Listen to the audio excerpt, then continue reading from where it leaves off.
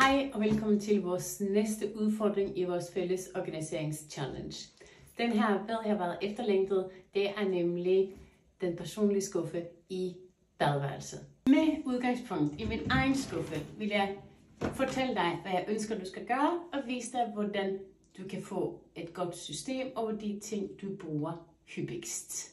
1. Start med at fjerne alt det, du ikke længere bruger. 2. Fjern sæsonbestemte ting. For eksempel solcreme til kroppen. 3. Fjern ting, som ikke hører hjemme i din badeværelses skuffe. Om du har virkelig mange ting i din skuffe, så vil jeg anbefale dig at gøre det her i stedet for. Ved første øjekast, så fjerner du skrald, alt som direkte skal smides ud, gamle produkter osv. Alt det du umiddelbart ved ikke hører hjemme i din skuffe.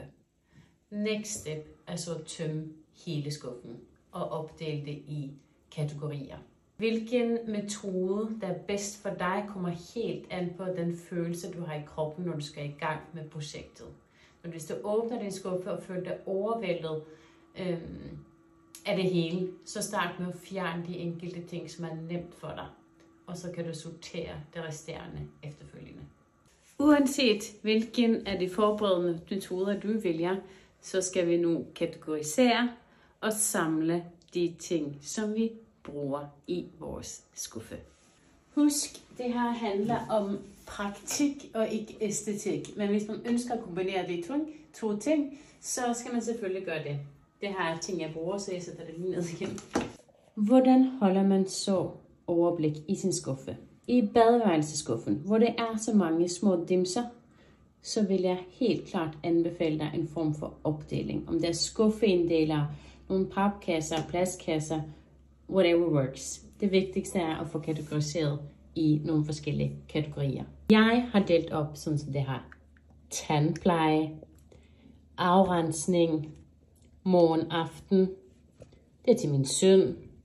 Hårbørster, ansigtscremer og serumer, hår, accessories, min daglige makeup, det jeg bruger hver dag.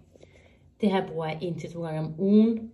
Det her bruger jeg sjældent. Det er al den makeup jeg har, så for mig så giver det god mening at have det hele samlet i skuffen. Jeg håber, at det her vil motivere og inspirere dig til at gå i gang med din egen skuffe. God fornøjelse.